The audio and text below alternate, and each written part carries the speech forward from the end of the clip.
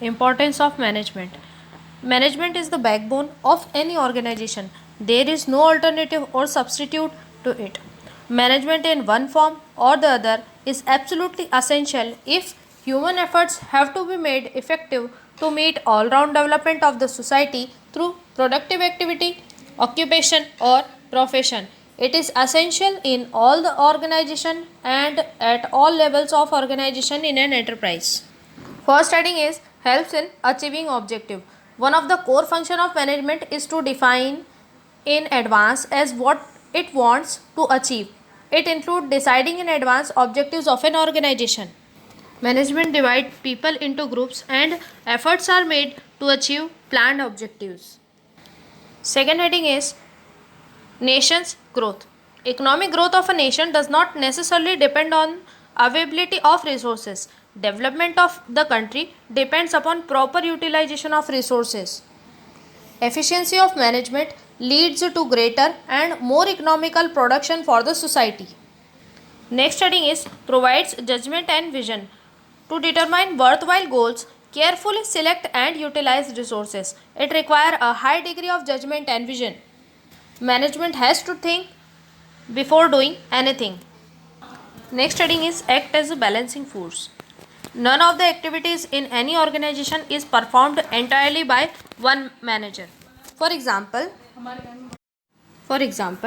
to accomplish the target of selling 1000 vehicles in a month, the production manager makes production schedule, finance manager ensures availability of finance for raw material, labor and overhead, marketing manager adopt technique to sell product in market.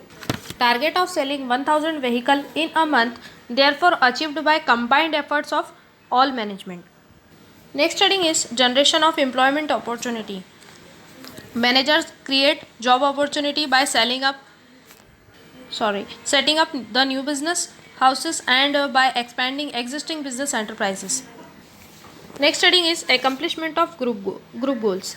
Success of a business enterprise lies in three important factors. First factor is how efficiently and economically the organization has used its physical and human resources. Next is how effectively the organization has adapted to the prevailing business environment. And the last one is how far the existing business policies have succeeded in realizing the aims and objectives of the business. Hindi explanation. किसी भी management की first priority ये होती है कि आप सबसे पहले ये डिसाइड करें कि आप जो अपने ऑब्जेक्टिव्स हैं वो क्या है. आपको ऑब्जेक्टिव्स डिसाइड करने पड़ते हैं. फिर दूसरी बात ये आती है कि आप उसको कैसे अचीव करेंगे. सबसे ज़्यादा ये है कि हमें एडवांस में ही डिसाइड करके रखना पड़ता है कि हमारे ऑर्गेनाइजेशन के ऑब्जेक्टिव्स क्या है. सेकेंड हेडिंग थी provides effectiveness to human efforts. In effectiveness to human efforts management जो है वो लीडरशिप प्रोवाइड करता है और गाइडेंस प्रोवाइड करता है वर्कर्स को. वो वर्कर्स को अलग अलग तरीके से मोटिवेट करते हैं, जैसे इंसेंटिव्स वगैरह देते हैं, सैलरी देते हैं, एक्स्ट्रा बोनस देते हैं. इससे जो वर्कर होते हैं वो ज़्यादा इफ़ेक्टिव तरीके से काम करते हैं और ज़्यादा बेटर रिज़ल्ट देते हैं. अगली हेडिंग थी नेशंस ग्रोथ. जो इकोनॉमिक ग्रोथ होती है किसी भी कंट्री की वो केवल रिसोर्सेज के अवेलेबल होने पे डिपेंड नहीं करती है. डेवलपमेंट जो होता है वो कंट्री का, वो जो भी रिसोर्सेज आपके पास अवेलेबल है उसको आपने कितने अच्छे तरीके से यूटिलाइज़ किया है, कितना प्रॉपर यूटिलाइज़ आपने किया है, उस पर डिपेंड करता है. तो हमारे पास जो भी रिसोर्सेज अवेलेबल है हमें उनको बेस्ट से बेस्ट बिना वेस्टेज किए उनको यूटिलाइज़ करना चाहिए. अगली हेडिंग थी provide judgement and vision.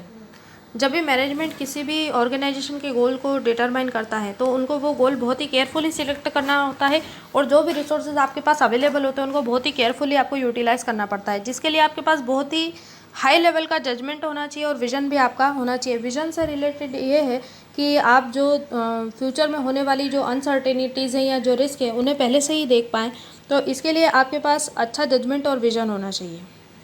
Next heading थी एक्ट एज बैलेंसिंग फोर्स. इसमें बताया गया था कि जितने भी ऑर्गेनाइजेशन होते हैं उसमें ऐसा नहीं होता है कि कोई भी एक मैनेजर काम कर रहा है. उसमें बहुत सारे मैनेजर होते हैं और सबके कंबाइंड एफर्ट से ही कोई जो ऑब्जेक्टिव रहते हैं ऑर्गेनाइजेशन के या जो गोल रहते हैं उसे आप अचीव कर पाते हैं.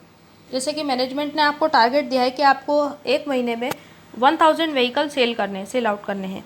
तो इसके लिए जो प्रोडक्शन मैनेजर रहेगा वो प्रोडक्शन शेड्यूल बनाएगा, इन्वेंट्री देखेगा. जो फाइनेंशियल मैनेजर होगा वो फाइनेंस देखेगा, फाइनेंस में जैसे कि उसको रॉ मटेरियल ख़रीदना है या लेबर को पेमेंट करना है, जो है ओवरहेड्स हैं उनका पेमेंट करना है। फिर जो मार्केटिंग मैनेजर होगा वो अलग अलग टेक्निक से प्रोडक्ट को सेल करने के लिए स्ट्रेटजी बनाएगा। और इसी तरह से सभी मैनेजर्स के कंबाइंड एफर्ट्स से जो व्हीकल होंगे वो कोई भी कंपनी सेल आउट कर पाएगी। नेक्स्ट हेडिंग थी generation of employment opportunities. Employment opportunity generate होती है, देखिए जब भी आपकी देश में नई नई फैक्ट्री सेट होंगी, जो भी मैनेजर सेट करेगा तो जो एम्प्लॉयमेंट अपॉर्चुनिटी वो ऑटोमेटिकली जनरेट हो जाएंगी। लास्ट टॉपिक था एकम्प्लिशमेंट ऑफ ग्रुप गोल्स। किसी भी बिजनेस एंटरप्राइज के सक्सेस के लिए 3 इंपॉर्टेंट फैक्टर्स इसमें बताए गए हैं कि आप जो भी रिसोर्सेज आपके पास अवेलेबल है, जैसे ह्यूमन है या फिजिकल रिसोर्सेज है, तो आपने उनको कितने एफिशिएंटली यूज़ किया है। फिर दूसरा ये बताया गया है कि आपने कितने इफ़ेक्टिव तरीके से बिज़नेस एनवायरनमेंट के हिसाब से अपने आप को ढाला है। और तीसरा ये बताया गया कि आपने जो भी बिज़नेस पॉलिसी बताई है वो आपको अपना एम हासिल करने में कितनी आपकी मदद करती है। Next topic is levels of management. There are 3 levels of management: top level management, middle level management and lower level management. These levels consist of different designations and different functions. First heading is top level management. The top level management consists of chairman, board of directors, managing directors, etc. It includes group of crucial persons such essential for leading and directing efforts of the people. Functions of top level management. The functions of top level management is to determine the objectives of the enterprise, to frame policies, to organize activities to be performed, to assemble the required resources, and to control and monitor the planned performance. Next is middle level management. Middle level management refers to group of people who are concerned with implementation of the policies laid down by top level management.